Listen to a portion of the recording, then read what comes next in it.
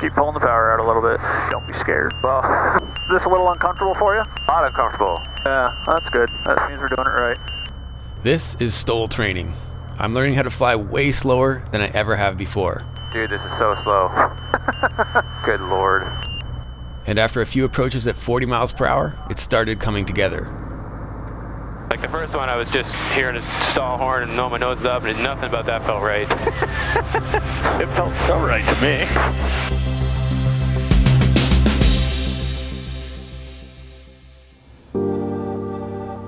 We're based at Orcas Island for a weekend course with the finer points of flying. And we fit in a pretty cool STOL training mission. We're going to do some attitudes so that you can see the concepts we're talking about. Basically, we'll set a wing angle, we'll steer that into your head, and that's what we're going to fly. When we came in here earlier, you were carrying a little bit of extra energy, and so we're going to try to get some of that energy out of you. Patrick is truly a master of this stuff. He demonstrated how short he could land on a tiny strip of grass beside the runway here. His channel Backcountry Aviation really gets into detail about all things STOL in some amazingly remote locations. When you're flying short, you definitely want to slow the airplane down, and that's all about wing angle and learning what that looks like out the front. Right. Any questions? Let's go do it. All right, let me load the wrap. We're going to fly over water to get to a strip where we can practice this stuff with a safety margin. Like it was built for it. Holy moly. See the previous episodes in this series for the LifeRaft deployment. Why am I doing this? Make sure we are holding it or attached to this line before we deploy it, because once a life raft deploys, it tends to sort of skeeter away with the wind. There were some really great lectures from Dr. Howard Donner in that episode, and I'm going to fit some more at the end of this one. But for the most part, this one's going to be a linear edit of the STOL training. And you have your inReach on you? Yeah. Okay, I've got the sat phone. And of course, as with all my videos, this one is not meant for training, but rather the start to a conversation that you can finish with your instructor.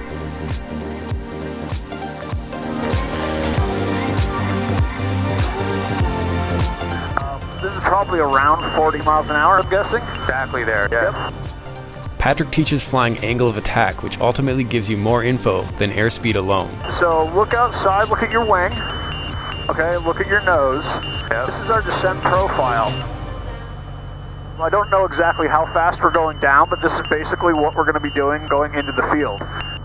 That's all I'm really trying to show you. And the airplane's pretty stable. Now I've got the airplane, okay? You got it? All right, now watch the margin on the wing. See how much room I have between this Yep. and this? Right. Oh, there's quite a bit of margin there. And that little last bit's kind of your flare anyway. Okay. So we're just gonna hold that attitude till we're pretty darn close to the ground. Maybe a foot or two, and then we'll basically just let the airplane land with a little bit of flare. And that's basically the landing. Just drop it on and then Yep, dissipate that last bit of energy. yep, exactly. But that's easier said than done. I totally screwed up my first one because I couldn't fight my instinct to round out. You were just terrible, and it was really no, it was great. It's good to see when people get nervous, because it is such a different type of flying that we're doing. So we're gonna stay out to the west, and we're basically just, you're gonna practice in this configuration that we're in. We're trying to descend anyway, so just get some comfort with it. Yeah, this is way more slow and pitchy than I would have done it. But Yeah, and unfortunately we can't shut that up, and I think that's gonna be all over your film. I did my best in the sound mix to remove as much of those high frequencies as I could. it is what it is. But I'm amazed that it's not honking at us at 45. Yeah, well, it's because 45 is pretty comfortable for this airplane to fly. Right, so I flew almost 55 or 60 the other day. That's why. And that's in your Cub? The entire process of my initial tailwheel training in a 1956 Super Cub was thoroughly captured and available at flightshops.com if you missed it. And I don't have VGs on that Cub. Yeah. It does drop out of the sky when you get to 50, I thought. Yeah, well, watch this. So I've got the airplane again. You got it. Feel the sink when we really start getting nose high. We are dropping like a rock right now. Listen to that. Yeah, okay. And look how stable we are. Yeah, it's very stable, yeah. Yeah. So you would keep it going down like this and then just add some power and flare? Or I probably wouldn't. That would be a better way to get down. I'd probably go to right here, and I'd fly this approach attitude right here like this. and probably it's just honking at you the whole time, eh? Oh, it's annoying, yeah. But when you get down to the ground, you're not going to have a whole lot of momentum to arrest. You're just going to basically park it. Yeah, no, I watch you do it. It's crazy. Our home base for the weekend on Orcas Island had a tiny bit of grass, But we needed more space for my training, and we weren't going to be practicing that tail up braking technique for this first short takeoff and landing training. Oh, and in the previous episode, I'd mistakenly called the place we were going to an island. And we're like super close to the Canadian border, right? Like that's Canada right there, right? Yes. When in fact, it's a peninsula from Canada that pokes across the US border and is technically a part of the US. I thought it was really cool to go over to some weird piece of America that shouldn't exist. I thought that was really cool. That's crazy. That's all Canada right there. So yeah, we're literally right on the edge of the international border for this flight. We'd done a full stop landing before starting this training to ask for permission, but also to get some great local knowledge. All right, guys. Hey, thank you so much. The AFD had not suggested listening to the nearby Canadian control tower, All right, he said to monitor 18-1. but that was a great tip we'd picked up from the local pilot when we stopped. We're gonna drop it in nice and steep. Yeah. So that's what I'm more comfortable with. I don't like dragging it in. I guess dragging it in has its place though. We kind of, you do want to be nose high. I can tell you want to push your nose over. I can feel it right now. Remember, steep is going to be nose up, not nose down. Overall energy, steep is going to be nose up. Man, we slow, but 45, that's what we want, eh? Yep. No lower, no slower though, right? You can go slower. We can go probably down to 40. 500. Keep pulling the power out a little bit. Don't be scared. Well, I'm seeing tall trees. So, but again, we're aiming for halfway down the runway though, right? I'm not aiming for the threshold. Yeah, you can aim for halfway down. Those trees aren't going to be that big. We're already going to clear them. Oh my God. Okay, so it's a left crosswind. Left crosswind. We're in a good spot. Is this a little uncomfortable for you? A lot uncomfortable. Yeah, that's good. That means we're doing it right. But I feel like I'm stable. I just can't believe how slow we're flying. Like I want to add power here. No? I think we'll just keep going down. Clearing the trees. What's that? Yeah, we're clearing the trees. Okay, so I'm going to get myself straightened up with a bit of a slip. Okay. Alright. So we're a little 46. Yep. And let's try to get to the center of that runway. Okay, so I got to drag it there. Power, power, power. Nose down. You feel me fighting you? Yep. Yep. You were trying to flare. Go ahead and go around. Okay. So here's what that is, real common. You're used to rounding out, and we don't need to round out. We're going to hold that attitude to right above the ground. Remember when we talked about that? Yeah. To see you kind of, you can see your body language backing up in the airplane, and to know that you're realizing, oh, this is not the normal way of doing things, but not the normal way gets the really short results, and that's what I teach. That's what I do. And so it's fun to see someone kind of get a little uncomfortable, and by the third or fourth landing start to go, oh, this actually works. It's a little weird, but it actually works. And so it's really fun to see that when you start, feeling someone getting it. So you started rounding out, and we don't have that capability. Yeah, okay. And I said power, power, power, and you kept pulling back on the stick too, and it's super common. It's one of the most common things we deal with. So you just want to hold that attitude to the ground, and if you do hold that attitude to the ground, And then I would blip the power during the flare? you might not need to in a Cub. And these Cubs, they're so light, you can almost hold it literally right to the ground with just a little bit of a flare. And that's where you waste the last bit of energy you've got to break the descent, and then you drop it on when you get there. Yeah, like in my mall, I have to use a lot of power to break that descent. But these are so light and they're so responsive that you don't have to have that specialty really. Did you feel me holding back on Oh the yeah, I stick? sure did. Yeah. It's weird though, my brain was just fighting it. I just felt like we're going to fly it into the ground here.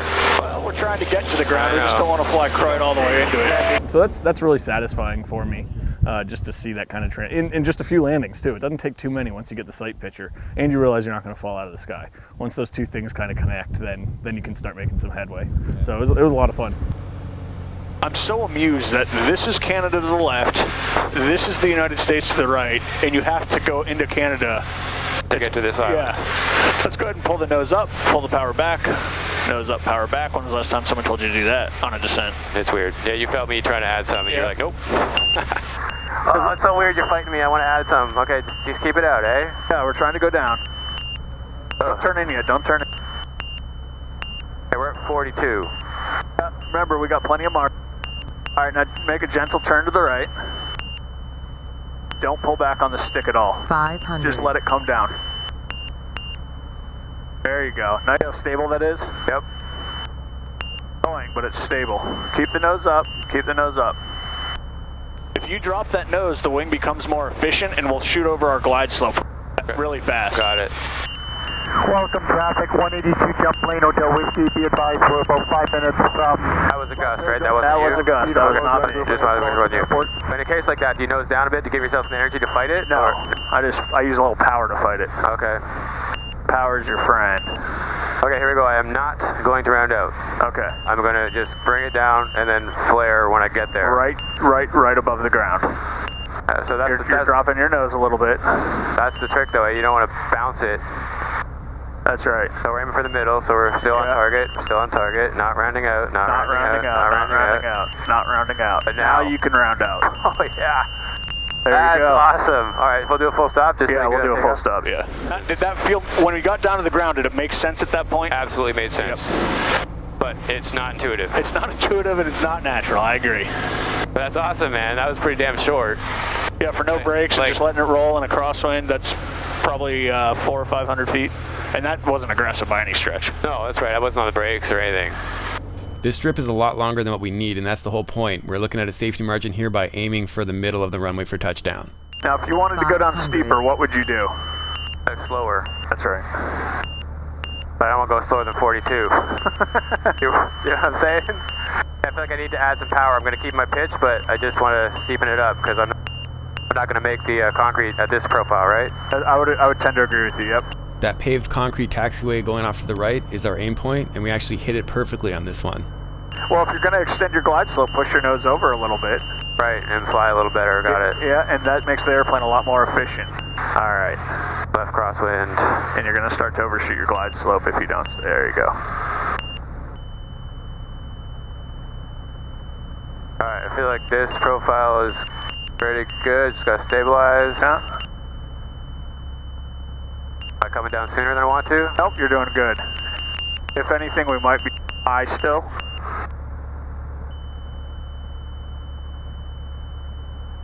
Got a little bit of a right crosswind. Left. All right, you're starting to flare. Don't flare. Left crosswind, yeah? Yeah, a little bit of left crosswind. Power, just slightly, and hold it off right here. There you go. I hit the tail first. That's okay. Nothing wrong with hitting the tail first. There you go. That's still pretty nice and short. Yeah, so that was about a 300-foot roll, roughly. With a little bit of brakes, we didn't get aggressive, but we did use them that time, and that was a pretty normal landing right there. We did float a little bit, because you're probably at 44 when, 40's probably that real no-float number. That's bonkers. All right, we'll try real hard to get this one down to 40. Something to keep in mind when we're teaching this, one of the main things I'm always telling people is just be comfortable. If it's outside of your comfort zone, you're not going to be doing it well. So if someone isn't comfortable flying at 40, we just say, okay, fly at 45, and we'll adjust our teaching technique, because if you're outside of your comfort zone, it doesn't end up well usually. Well, the good news is I don't really have a comfort zone because I'm doing so much crazy stuff all the time, so I just try to believe who's training me and get there.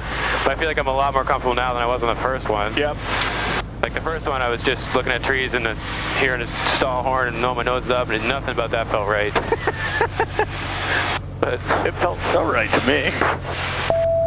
Felt so right. You can go full flaps. And we're eventually going to need to get the nose up because we're pretty high here and you've got the airplane pretty efficient. You probably got it in the 50 range, so we need to... That's exactly where it was. 500. Okay, so I'm going to try to hold 40. I feel like I need to titch more power, would you agree? To hold 40? Or should I wait? No, I would just say you're starting to get a little nose high. You're probably like 38. So wait until where I want to be before I get to 40? Like don't do 40 till short final?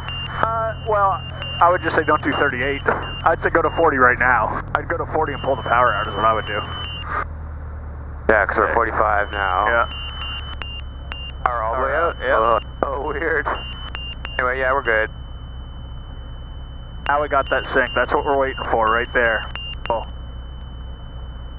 I'm really avoiding ailerons, just using rudder. Yeah, for the most part. When you're this slow? Yep, try to go rudder heavy, a lot less aileron. Okay, I'm not going to round out. Ground is rushing up at me, but I'm going to let it.